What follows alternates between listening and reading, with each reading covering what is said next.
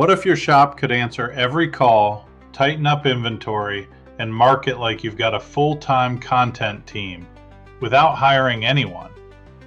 Hey riders and shop owners, today we're talking about the practical, no-fluff way to start using AI in your motorcycle repair shop.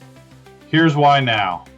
Industry data shared in the repair space says 60+% of US small businesses plan to adopt AI soon, and many repair shop owners believe AI can save time and increase revenue. The takeaway? Customers are starting to expect faster answers, clearer updates, and less back and forth. Step 1. Pick one pain point. Is it missed calls, scheduling chaos, paperwork, parts shortages, slow estimates?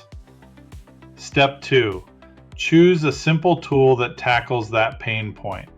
Start with AI-assisted booking and reminders, or a basic FAQ chatbot for your website and Facebook page. Step 3. Digitize your repair orders. Even a simple workflow that tracks checked in, diagnosed, waiting on parts, ready for pickup reduces confusion and keeps everyone aligned. Step 4. Train your team.